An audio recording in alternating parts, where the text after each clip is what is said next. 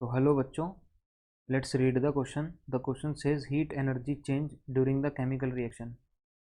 Carbon monoxide plus half O2 gives CO2 is known as. तो आइए इसका की कॉन्सेप्ट देखते हैं क्या होगा. इसका की कॉन्सेप्ट होगा heat of combustion.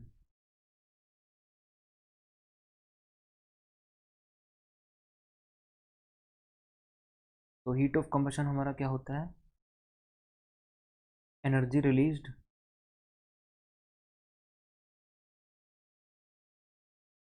On complete oxidation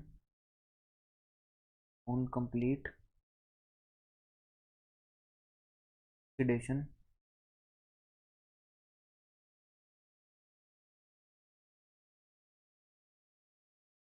of a compound और एलिमेंट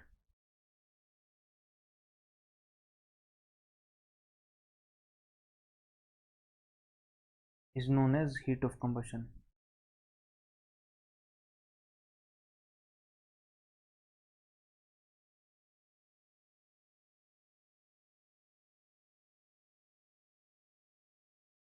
तो हमारे पास यहाँ पे कार्बन मोनोऑक्साइड दी गई है और साथ में ऑक्सीजन दी गई है. तो यानी ये ऑक्सीजन सॉरी कार्बन मोनोऑक्साइड का कंबशन हो रहा है यहाँ पे. और जो यहाँ पे हीट रिलीज होने वाली है उसको हम क्या बोलेंगे? Heat of combustion.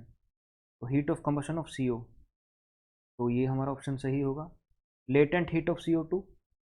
Latent heat of CO2 नहीं होगा ये हमारा, क्योंकि ये हमारा फेज चेंज में यूज होता है.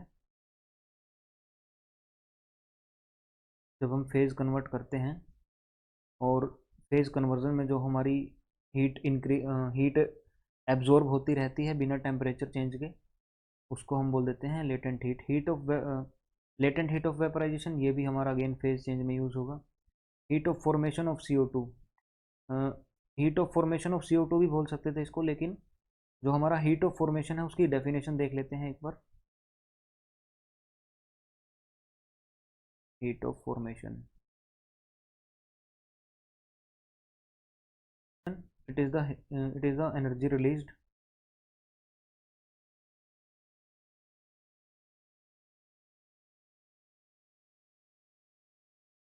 on formation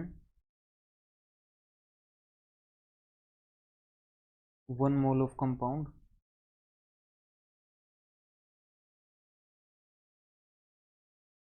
from its constituent elements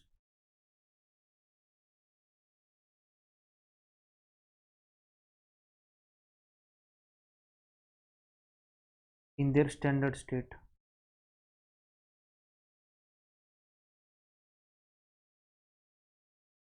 तो हमारी अगर कार्बन डाइऑक्साइड की हीट ऑफ फॉर्मेशन देखनी है हमें, तो हमें जो एलिमेंट्स हैं वो स्टैंडर्ड स्टेट में लेने होंगे, यानी कार्बन सॉलिड फॉर्म में लेना होगा, ऑक्सीजन गैसियस फॉर्म में लेनी होगी, और उसके बाद हमारी जो CO2 बनेगी और यहाँ पे जो हीट चेंज आएगा उसको हम बोलेंगे हीट ऑफ फॉर्मेशन या फिर एंथैल्पी ऑफ फॉर्मेशन. अगर हीट है तो हीट लिख देते हैं, और अगर हीट एट कांस्टेंट प्रेशर है तो एंथैल्पी मेंशन कर देते हैं. तो हमारा ये ऑप्शन भी गलत होगा.